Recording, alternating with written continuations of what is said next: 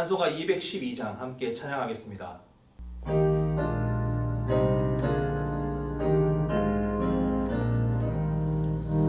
겸손히 주를 섬길 때 괴로운 일이 많으나 그 주여 내게 힘 주사 잘 감당하게 하소서.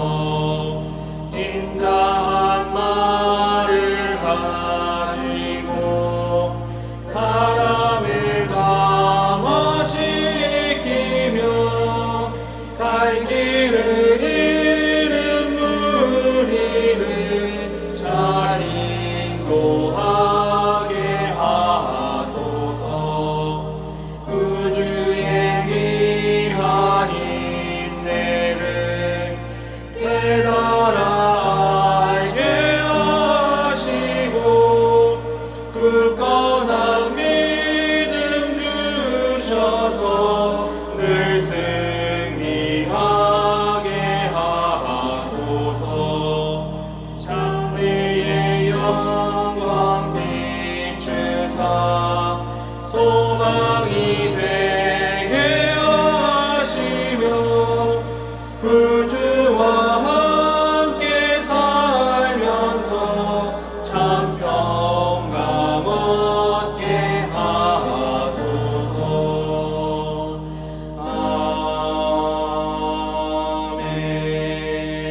아멘. 기도하겠습니다.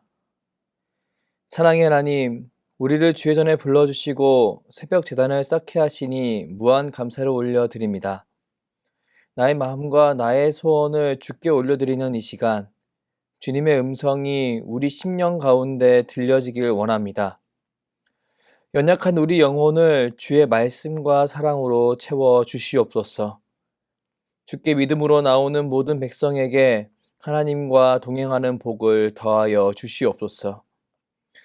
이 나라 이 민족을 위해 기도합니다. 날이 추워짐에 따라 경제적으로 연약한 이들에게 혹독한 시기가 찾아왔습니다.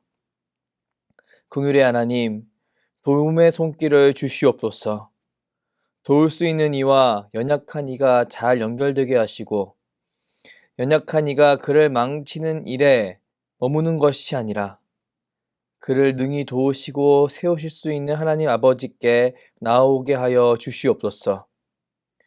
그리하여 주님의 몸된 교회가 주님의 손과 발로서 이웃을 사랑으로 섬기게 하여 주시옵소서. 사랑하는 수유제일교회를 위해 기도합니다.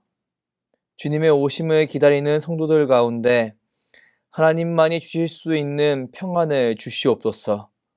그리고 그 평안으로 맡겨진 이웃을 잘 섬기게 하여 주시옵소서. 작은 자를 주님처럼 섬길 때 하나님의 기쁨이 경험되게 하시고 하나님의 복을 더욱 풍성히 누리는 모든 성도들이 되게 하여 주시옵소서. 사랑하는 담임 목사님을 위해 기도합니다. 주께서 세우신 주의 종 가운데 영육 간의 강건함을 더하여 주시옵소서. 말씀을 선포하실 때 성도들의 심령 가운데 위로와 도전이 있게 하시고 모든 성도들이 주의 말씀으로 승리를 경험하게 하여 주시옵소서. 이제 주의 말씀을 듣습니다. 오늘 선포되어진 하나님 말씀이 우리 심령 가운데 하나님의 말씀이 되게 하여 주시옵소서. 이 자리에 함께 하시는 성령 하나님, 우리를 주관하여 주시옵소서. 감사드리며 예수 그리스도의 이름으로 기도드립니다. 아멘. 민수기 7장. 모세가 장막 세우기를 끝내고 그것에 기름을 발라 거룩히 구별하고 또 그 모든 기구와 제단과 그 모든 기물에 기름을 발라 거룩히 구별한 날에 이스라엘 지휘관들 곧 그들의 조상의 가문의 우두머리들이요 그 지파의 지휘관으로서 그 계수함을 받은 자의 감독된 자들이 헌물을 드렸으니 그들이 여호와께 드린 헌물은 덮개 있는 수레 6대와 소 12마리니 지휘관 2사람에게 수레가 하나씩이요 지휘관 1사람에 소가 1마리씩이라. 그것들을 장막 앞에 드린지라. 여호와께서 모세에게 말씀하여 이르시되 그것을 그들에게서 받아 레인에게 주어 각기 직임대로 회막 봉사에 쓰게 할지니라. 모세가 수레와 소를 받아 레위인에게 주었으니 곧 게르손 자손들에게는 그들의 직임대로 수레 둘과 소 4마리를 주었고 무라리 자손들에게는 그들의 직임대로 수레 4과 소 8마리를 주고 제사장 아론의 아들 이다말에게 감독하게 하였으나 고아 자손에게는 주지 아니하였으니 그들의 성소의 직임은 그 어깨로 매는 일을 하는 까닭이었더라. 제단에 기름을 바르던 날에 지휘관들이 제단의 봉헌을 위하여 헌물을 가져다가 그 헌물을 제단 앞에 드리니라. 여호와께서 모세에게 이르시기를 지휘관들은 하루 한 사람씩 제단의 봉헌물을 드릴지니라 하셨더라. 첫째 날에 헌물을 드린 자는 유다지파 암미나답의 아들 나손이라.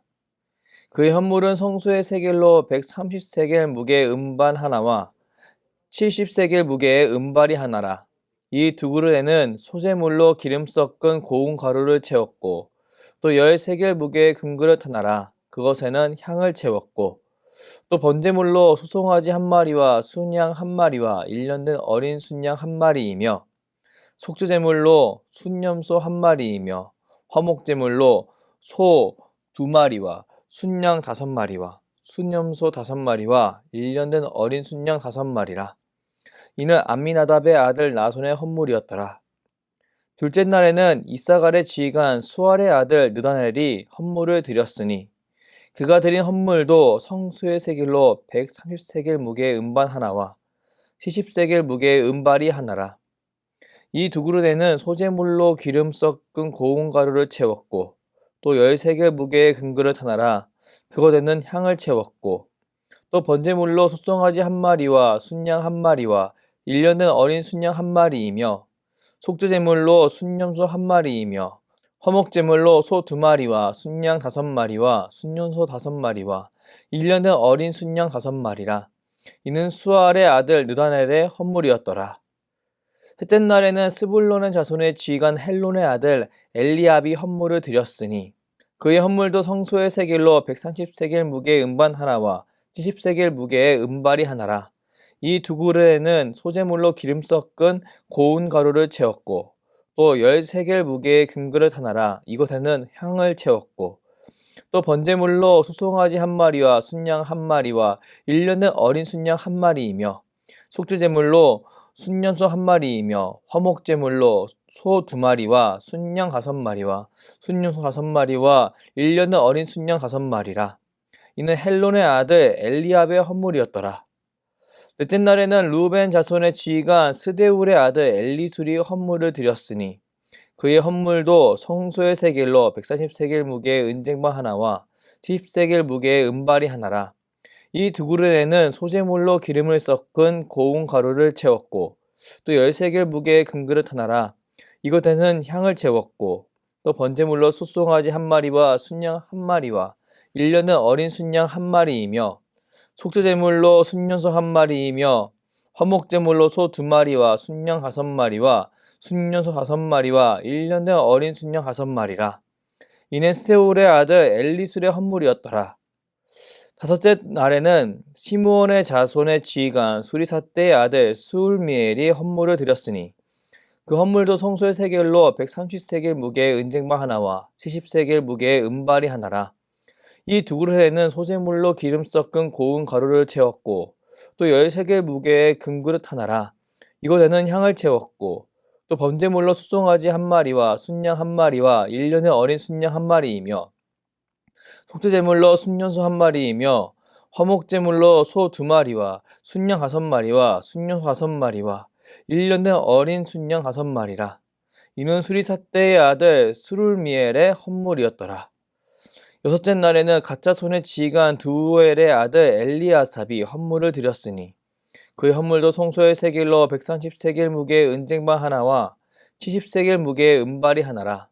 이 두 그릇에는 소재물로 기름 섞은 고운 가루를 채웠고 또 10세겔 무게의 금그릇 하나라. 이것에는 향을 채웠고 또 번제물로 소송아지 1마리와 순양 1마리와 1년 된 어린 순양 1마리이며 속죄제물로 순년소 1마리이며 화목제물로 소 2마리와 순양 5마리와 순년소 5마리와 1년의 어린 순양 5마리라.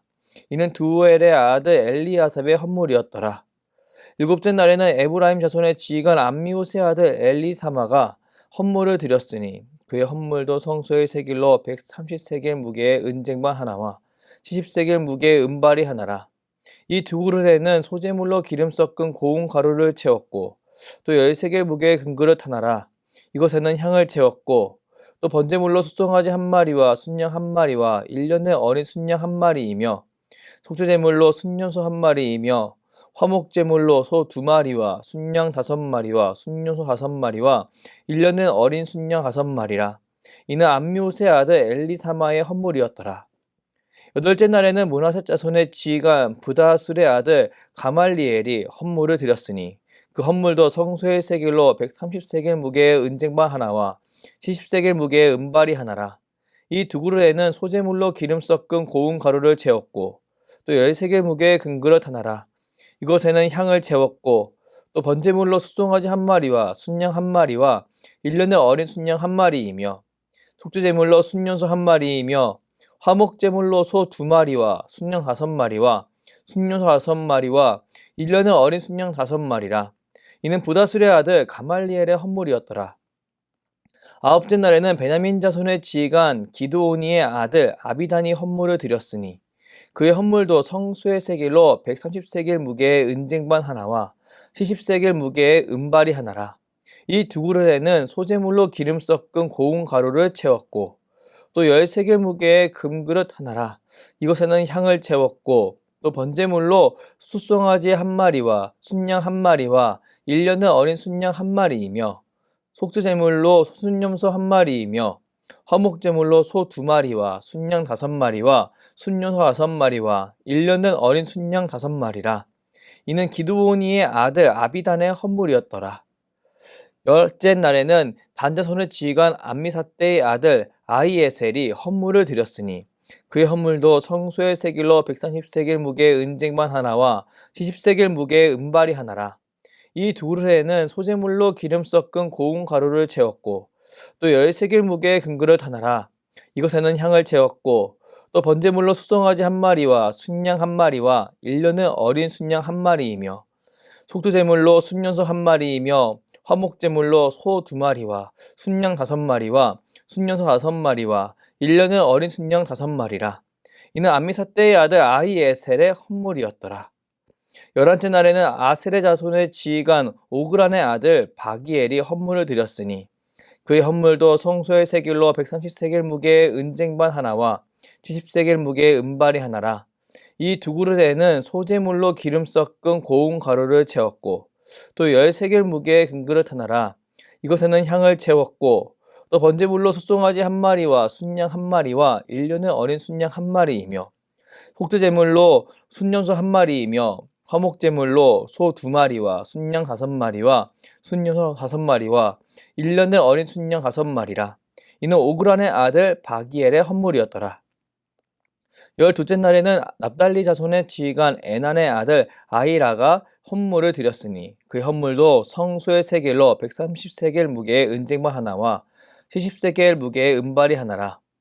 이 두 그릇에는 소제물로 기름 섞은 고운 가루를 채웠고 또 10세겔 무게의 금그릇 하나라. 이것에는 향을 채웠고 또 번제물로 수송아지 1마리와 순양 1마리와 1년된 어린 순양 1마리이며 속죄제물로 순년소 1마리이며 화목제물로 소 2마리와 순양 5마리와 순년소 5마리와 1년의 어린 순양 5마리라. 이는 에난의 아들 아히라의 헌물이었더라. 이는 곧 제단에 기름 바르던 날에 이스라엘 지휘관들이 드린 바 제단의 봉헌물이라. 은쟁반이 12이요 은바리가 12이요 금그릇이 12이니 은쟁반은 각각 130세겔 무게요 은바리는 각각 70세겔 무게라. 성소의 세겔로 모든 기구의 은이 모두 2400세겔이요 또 향을 채운 금그릇이 12이니 성소의 세겔로 각각 10세겔 무게라. 그 그릇의 금이 모두 120세겔이요 또 번제물로 수송아지가 12마리요 순양이 12마리요 1년의 어린 순양이 12마리요 그 소제물이며 속죄제물로 순염소가 12마리며 화목제물로 수소가 24마리요 순양이 60마리요 순년소가 60마리요 1년의 어린 순양이 60마리라. 이는 제단에 기름 바른 후에 드린 바 제단의 봉헌물이었더라. 모세가 회막에 들어가서 여호와께 말하려 할 때 증거계 위 속죄소 위에 두 그룹 사이에서 자기에게 말씀하시는 목소리를 들었으니 여호와께서 그에게 말씀하심이었더라. 아멘. 민수기 7장 중 10절부터 11절까지의 말씀을 중심으로 하루에 한 사람씩 드릴지니라 라는 제목으로 하나님 말씀을 선포하겠습니다. 오늘 우리가 통독한 민수기 7장은 시편 119편에 이어서 성경의 두 번째로 많은 절수를 가진 본문입니다. 민수기 7장은 민수기 6장 나신에 대한 말씀과 제사장의 축복에 관한 말씀에 이어 봉헌식의 12지파 지휘관이 헌물을 올려드리는 장면이 담겨져 있습니다. 민수기 7장은 89절이라는 엄청난 절수에도 불구하고 단순한 구조를 가졌는데 민수기 7장은 1절부터 9절까지 성막 봉헌식쯤에 바쳐진 예물과 그 예물을 레위 각 가족에게 분배한 사실에 관해 이야기합니다. 10절부터 83절까지는 12지파의 각 지휘관들이 12일 동안 계속해서 단의 봉헌을 위해 예물과 제물을 바친 사실에 관해 이야기합니다. 84절부터 88절까지는 단의 봉헌을 위해 드려진 그 예물의 총 합계에 관해서 이야기합니다. 마지막으로 89절에는 하나님께서 그 모든 헌물과 헌신을 기쁘게 받으시고 모세에게 응답하셨다는 사실에 관해 이야기합니다. 민수기 7장은 엄청 많은 절수를 가지고 있으나 기존의 장들과 비슷하게 4개의 구조로 단순하게 이루어져 있습니다. 그렇다면 민수기 7장이 이렇게 단순한 구조를 가졌음에도 이렇게 많은 절을 갖게 된 이유는 무엇이었을까요? 그 이유는 오늘 우리가 묵상할 본문에 담겨져 있습니다. 민수기 7장 10절부터 11절까지의 말씀을 함께 읽겠습니다. 제단에 기름을 바르던 날에 지휘관들이 제단의 봉헌을 위하여 헌물을 가져다가 그 헌물을 제단 앞에 드리니라. 여호와께서 모세에게 이르시기를 지휘관들은 하루 한 사람씩 제단의 봉헌물을 드릴지니라 하셨더라. 여기 지휘관들에게 하루에 한 사람씩 제단에 봉헌물을 드리라고 말씀하시는 하나님을 보십시오.